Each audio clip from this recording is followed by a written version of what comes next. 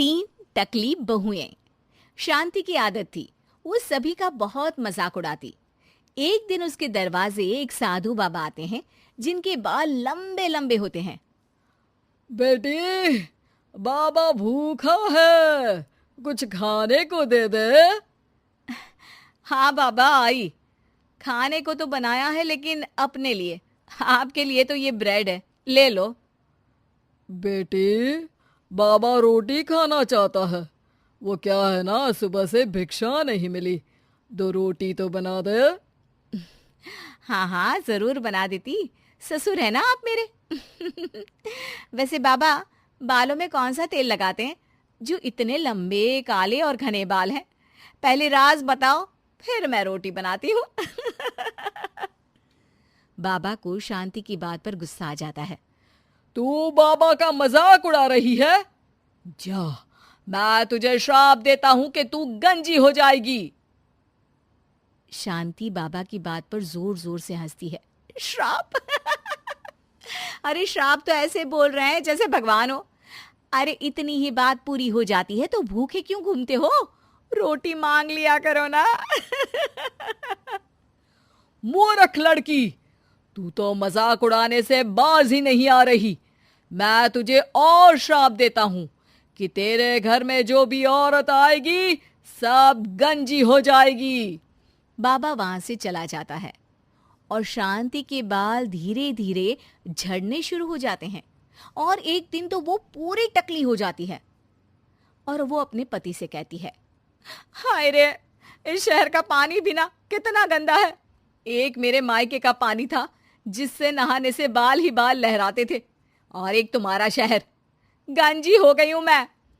अरे पर मैं ठीक हूं, मेरे तीनों लड़कों के बाल ठीक है, एक तेरे ही बाल कैसे चलेगा? बात तो कोई और लगती है।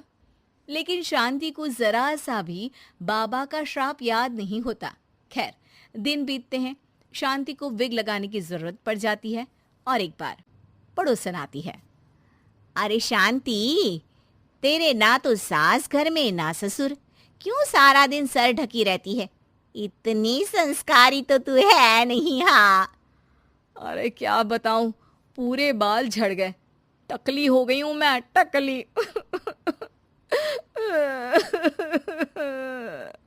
अरे अरे चुप कर शांति, कोई सुन लेगा।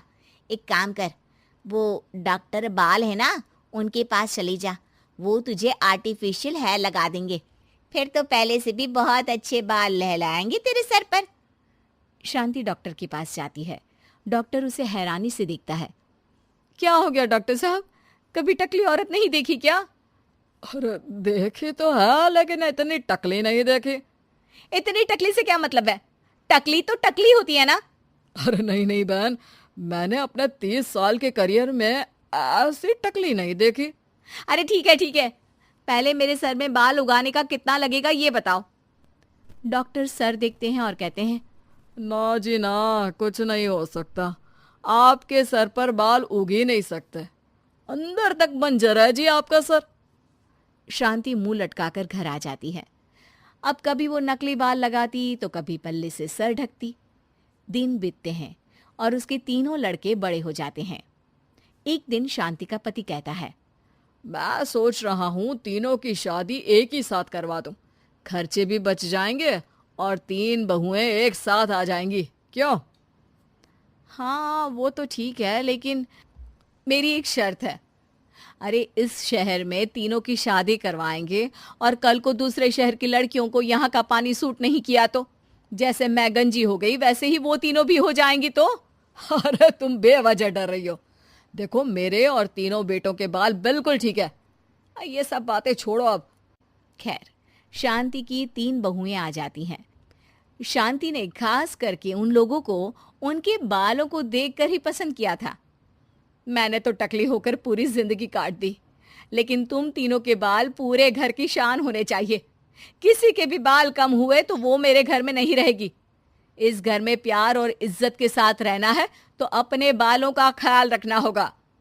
बड़ी बहू कहती है, जी माँ जी, आप चिंता ना करें, मेरे बाल तो इतने बेशर्म हैं कि मैं आज गंजी हो जाऊं तो कल ही बढ़कर घुटने तक आ जाएंगे।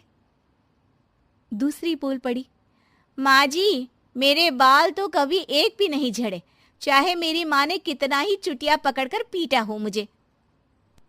अरे माँ जी, मेरी तो दादी के बाल आज भी ऐसे हैं।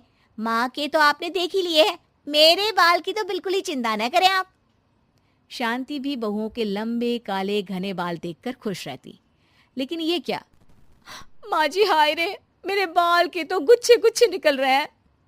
शांति हैरान रह जाती है कि ये क्या, पर फिर भी बाबा की बात उसे याद ही नहीं आती कि इस घर की किसी भी औरत के सर पर बाल नहीं होंगे। ऐसे ही दूसरी और फिर तीसरी बहू के बाल भी झड़ने लगते हैं। शांति सर पकड़कर बैठ जाती है। अरे शांति, क्या हो गया? अब क्यों परेशान दिख रही हो? अरे क्या बताऊं, पहले मैं टकली हो गई, अब मेरी तीनों बहुएं भी टकली होने वाली है। देख शांति, अब तो मामला कुछ और दिख रहा है। कहीं कभी किसी ने तुझे कोई श्राप तो नहीं दिया?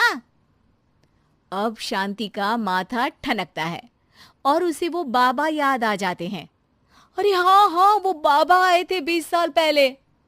फिर शांति उसे सारी बात बता देती है, लेकिन उसके 2 ही दिन में उसकी बाकी की तीनों बहुएं भी गंजी हो जाती हैं। हाय रे, पापा ने कहा शादी करवा दी, मैं तो गंजी हो गई। ये सब सासू माँ को मिले उस श्राप के कारण है। और कैसे हम लोगों को बोल रही थी बाल नहीं तो घर पे रहने नहीं देंगी। अरे केस कर दो ऐसी औरत पर। तीनों टकली बहुएं शांति के पास जाती है और उसे भला बुरा कहती है। माफ कर दो, क्या करूं अब मैं? तभी वहां पड़ोसन आ जाती है।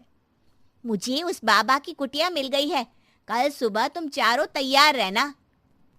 अगली सुबह चारों पड़ोसन के साथ बाबा की कुटिया पर जाती है। ये टकली औरतें कहाँ मेरी कुटिया में घुसी आ रही हैं?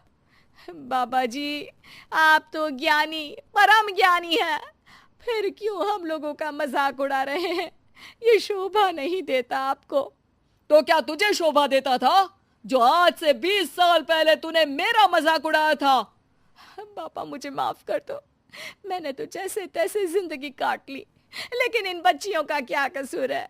मेरी सजा इन्हें ना दे। लाख मिन्नतों के बाद बाबा कहते हैं, ठीक है, मान लिया, लेकिन आज के बाद किसी का मजाक उड़ाया तो? नहीं नहीं बाबा जी, मैं तो किसी का मजाक नहीं उड़ाती हूँ, मेरे तो संस्कार ही ऐसे नहीं है। हाँ बाबा जी, किसी ज्ञानी बाबा का मजाक उड़ाना तो बहुत बड़ा पाप है। तीसरी भी बाबा से माफी मांगने लगती है। बाबा, मैंने अपनी पूरी जिंदगी ऐसे ही निकाल दी है, प्लीज